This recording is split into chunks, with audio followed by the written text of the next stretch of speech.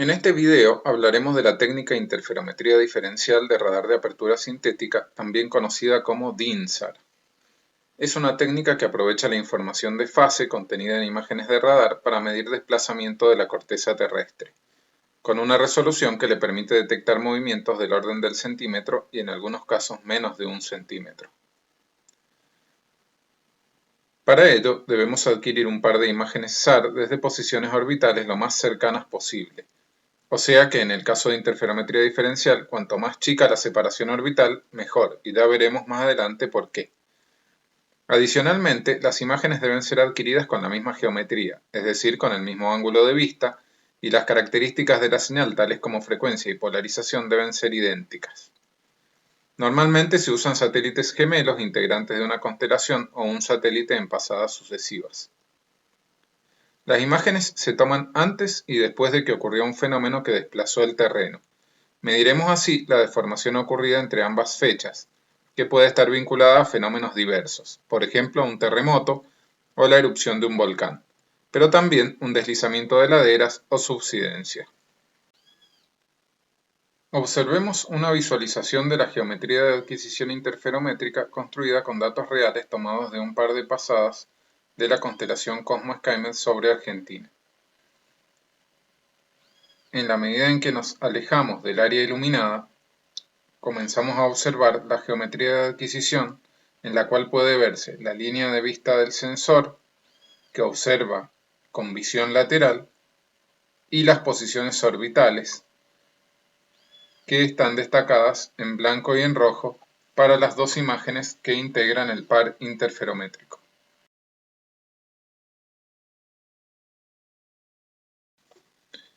Ahora vemos un corte esquemático de la geometría de adquisición de dos imágenes SAR. Los satélites vuelan perpendicularmente a la pantalla y entonces lo que vemos es la adquisición de una línea de la imagen, desde la posición orbital S1 y la posición orbital S2. Vamos a considerar que cada imagen es adquirida desde la misma posición orbital, pero en dos fechas diferentes. Aclaramos que esta es una condición casi ideal, muy difícil de lograr en realidad, ya que implica hacer pasar un satélite por el mismo punto exacto en el espacio dos veces seguidas.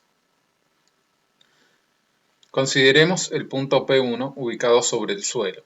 Al momento de adquirir la primera imagen, la distancia S1-P1 es R1, mientras que al momento de adquirir la segunda imagen, la distancia S2-P1 es R2, distinta de R1. En este caso, la diferencia entre R1 y R2 está provocada porque el punto P1 sufrió un desplazamiento D entre ambas fechas. La fase en el píxel que representa a P1 en la primera imagen puede expresarse como lo indica la expresión. Es proporcional a la distancia recorrida por la señal, de longitud de onda lambda, más un término que está vinculado al fenómeno de retrodispersión en la celda de resolución, es decir, al specle. Recordemos que el valor complejo que toma un píxel en la imagen SAR está vinculado al fenómeno de interferencia entre los ecos que provienen de cada elemento dispersor dentro de la celda de resolución. Esto depende de la distribución y propiedades de estos elementos. El término de fase vinculado al specle en un píxel no será igual al de su píxel vecino, por más que la cobertura del suelo sea similar. Al momento de adquirir la segunda imagen, la distancia sensor-suelo es distinta, por lo tanto esto incide en la fase. A su vez, el término que la representa acredita la disposición de los elementos dispersores dentro de la celda de resolución en este momento. Si la distribución geométrica y las características de los elementos dispersores se mantienen sin cambios entre el momento de adquirir la imagen 1 y el momento de adquirir la imagen 2, los términos que lo representan serán iguales. Bajo estas condiciones, la fase interferométrica, es decir, la diferencia de fases entre la imagen 1 y la imagen 2, será proporcional a una componente del desplazamiento sufrido por el punto P1. Esa componente es la proyección del desplazamiento D en línea de vista del sensor. Llegado a este punto, es importante puntualizar lo siguiente. La configuración interferométrica nos permite medir solo una componente del desplazamiento del terreno. Esa componente es perpendicular a la dirección de vuelo del satélite. O sea que si el suelo se desplazó en la misma dirección de vuelo del satélite, que es conocida como azimut y está orientada aproximadamente norte-sur, no vamos a poder medir ese desplazamiento. Solo vemos la componente proyectada en línea de vista del satélite. DINSAR es una medición unidimensional. Podemos transformarla en n-dimensional si utilizamos distintos pares de imágenes adquiridos con geometrías diferentes. Este tema lo veremos un poco más adelante. Si los términos vinculados al speckle no son iguales o muy parecidos, la fase interferométrica contiene ruido y no es posible obtener resultados. Interferometría solo nos sirve para caracterizar movimientos del terreno en donde no se altere la distribución de los elementos dispersores dentro del mismo. Por supuesto, esto es gradual y ya veremos cómo se caracteriza. Dijimos antes que adquirir las dos imágenes desde exactamente el mismo punto en el espacio es muy difícil, ya que implica repetir exactamente la misma órbita. Esto en general no ocurre y entonces una configuración más realista es la que se presenta en la figura. En este caso, S1 y S2 son las posiciones orbitales al momento de adquirir la imagen en las fechas 1 y 2, respectivamente. Vemos que R1 es distinto de R2 por el efecto combinado de desplazamiento del terreno y distinta posición orbital. La diferencia de fase puede descomponerse en dos términos. El término vinculado a la separación orbital, generalmente conocida como línea de base, es denominado fase topográfica, mientras que el término vinculado al desplazamiento del terreno es conocido como fase diferencial. En interferometría diferencial estamos interesados en medir la deformación. Por ello hay que compensar el término de fase topográfico, y eso se logra mediante el cálculo de un interferograma sintético basado en datos topográficos externos. Veamos un ejemplo. El 16 de diciembre de 2003 se produjo un terremoto con epicentro en la localidad de Bam, en Irán. Ese terremoto produjo deformación en la corteza y vamos a medirlo mediante interferometría diferencial. Tenemos a disposición una imagen del 11 de junio del 2003, antes del sismo, y una del 11 de febrero del 2004, posterior al mismo. Calculamos la diferencia de fase entre ambas. La separación orbital hace que el interferograma resultante tenga franjas de fase topográfica vinculadas a las diferencias de altura dentro de la escena, más franjas de fase diferencial vinculadas al terremoto. Las franjas topográficas son más significativas y por eso son las únicas que se ven a simple vista. Para quedarnos solo con las franjas de fase diferencial, debemos compensar la fase topográfica y lo hacemos utilizando un modelo digital de elevaciones externo, por ejemplo SRTM. Al restar la topografía, lo que queda son franjas de fase diferencial que tienen forma de trébol de 4 hojas. Esta es la deformación vinculada al terremoto. El estudio de este mapa permite determinar qué tipo de desplazamiento se produjo y su magnitud. ¿Cómo interpretamos las franjas que vemos en el interferograma? Las franjas representan cambio de fase. Un ciclo completo de colores equivale a un cambio de fase de 2π radianes. ¿Cuál es el sentido de la deformación? Usemos esta figura para ilustrarlo. Tenemos un corte transversal a la órbita, o sea que los satélites avanzan perpendicularmente a la pantalla y en este momento estamos adquiriendo una línea en rango sobre el terreno. El color rojo representa el terreno al momento de adquirir la primera imagen. El color negro representa el terreno al momento de adquirir la segunda imagen. Podemos ver que se ha producido un levantamiento del terreno entre las dos fechas. Ese levantamiento genera un cambio en las distancias sensor-suelo, indicadas con R en la figura. Si nosotros nos movemos a lo largo del rango, de izquierda a derecha en la figura, R1 y R2 son iguales en todos los puntos en los que no ha habido desplazamiento del terreno. Cuando el desplazamiento comienza a notarse, la diferencia entre R1 y R2 crece. R1, la distancia sensor-suelo en la primera imagen, es mayor que R2 en la zona deformada. Se dice que el terreno se acercó al sensor, producto de la deformación. Entonces, la diferencia R1 menos R2 es positiva, o sea que crece con el aumento de deformación. La fase diferencial, al estar afectada por un signo negativo que tiene en cuenta cómo se realiza la diferencia de fase, decrece, en este caso. A la inversa, si el terreno sufre una deflación, los signos se invierten. La diferencia R1 menos R2 decrece y la fase diferencial crece cuando nos movemos hacia el centro de la zona deformada. ¿Cómo se ve esto en el interferograma?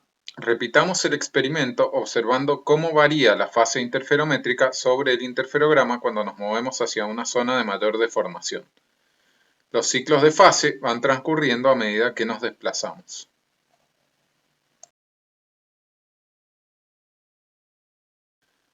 En base a esta observación, podemos derivar una sencilla regla práctica. Antes, una aclaración. La regla es válida siempre que usemos la escala de colores mostrada en pantalla y la diferencia de fase sea imagen 1 menos imagen 2, donde imagen 1 es la primera en el tiempo. Si usamos, como en la figura, una paleta que va del rojo menos pi al violeta, pi, pasando sucesivamente por el naranja, amarillo, verde, celeste y azul, podemos entender el sentido de la deformación observando cómo cambian los colores cuando nos movemos de una zona de no deformación a una zona de máxima deformación. Entonces, si los colores van del rojo al violeta, hacia la derecha en la figura, la fase crece. Si la fase crece, la diferencia R1 menos R2 decrece. Por lo tanto, el terreno se alejó del sensor. Esto puede ser asimilable a subsidencia o a deflación. Si, por el contrario, los colores van del violeta al rojo hacia la izquierda en la figura, la fase decrece y la diferencia R1 menos R2 crece. Esto significa que el terreno se acercó al sensor, compatible con solevamiento o inflación. Esta es una manera sencilla de percibir el sentido de la deformación mediante un simple vistazo a un interferograma diferencial.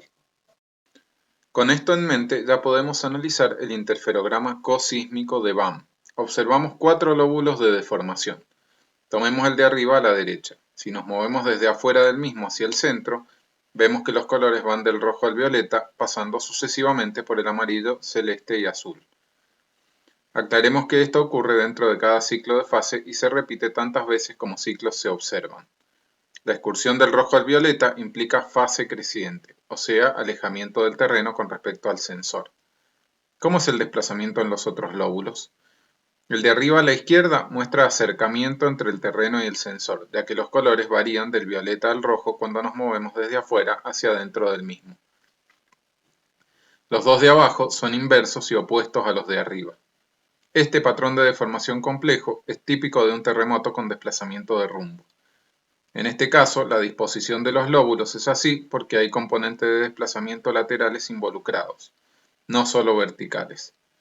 Por ello, no es posible hablar de solevamiento o subsidencia puros. Profundicemos un poco este punto. Esquemáticamente, la adquisición en pasada ascendente se podría ver así, donde la flecha negra es el vector de desplazamiento del terreno. INSAR solo puede medir la proyección de dicho desplazamiento en línea de vista, indicado por la flecha roja. Como hemos visto, cuando el desplazamiento del terreno es vertical positivo, o sea, acercamiento al sensor, su proyección será positiva. ¿Qué ocurre si el desplazamiento del terreno es horizontal hacia el sensor? También es acercamiento. La proyección en línea de vista también es positiva. Es decir que tenemos una ambigüedad. Con un solo interferograma obtenido desde una pasada del satélite no podemos saber si la deformación es vertical, horizontal o una combinación de ambas. Podemos resolverla, al menos parcialmente, si disponemos de una pasada adicional. Aprovechando que el satélite vuela en pasada descendente, es decir, de norte a sur, y en pasada ascendente, es decir, de sur a norte, podemos utilizar dos imágenes de cada pasada para hacer interferogramas ascendentes y descendentes de la misma zona. Con ellos tendremos proyecciones del desplazamiento real en dos líneas de vista diferentes. Sin embargo, hay que tener en cuenta que el vector tridimensional de desplazamiento, que puede ser descrito por sus componentes vertical, este y norte, en blanco en la figura, aún no puede ser del todo caracterizado con dos proyecciones, ya que nos faltaría una tercera para resolver el problema. Sin embargo, lo que sí puede hacerse con dos proyecciones es tener una idea del sentido del desplazamiento. Si el mismo es puramente vertical positivo, indicado por la flecha negra, su proyección en línea de vista será positiva tanto en pasada ascendente como en pasada descendente. es decir que la excursión de colores en el interferograma tendrá el mismo sentido.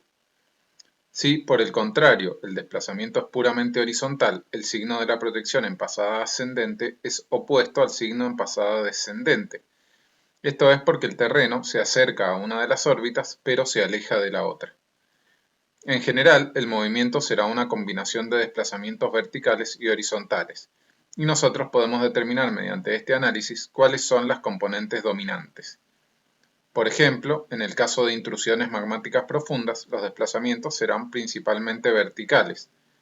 En cambio, en el caso de un deslizamiento de laderas, los desplazamientos tendrán componentes horizontales significativas. Podemos discriminarlos rápidamente usando esta técnica. Además de la dirección del desplazamiento, queremos saber la magnitud del mismo. Para ello, tomamos la ecuación que vincula a la fase interferométrica con el desplazamiento en línea de vista. Dijimos que un ciclo de fase, es decir, una excursión completa de colores en el interferograma, representa un cambio de fase de 2π radianes. Reemplazando 2π y operando, deducimos entonces que un ciclo completo de fase es igual a un desplazamiento de media longitud de onda del sensor, es decir, 2,8 centímetros para un sensor banda C o 11,5 centímetros para un sensor banda L. En este caso, el interferograma está hecho con Envisat, que es banda C, por lo que cada ciclo de fase representa 2,8 centímetros de desplazamiento relativo. Si contamos el número de ciclos entre dos puntos del interferograma, podemos totalizar el desplazamiento ocurrido entre esos dos puntos, que en el caso de este interferograma, para uno de los lóbulos, está en el orden de los 20 centímetros. Para finalizar, invito a los oyentes a realizar el análisis que hemos desplegado anteriormente, pero ahora sobre este interferograma, que es de la región del volcán Sabancaya en Perú, para determinar el sentido y la magnitud de la deformación que se observa.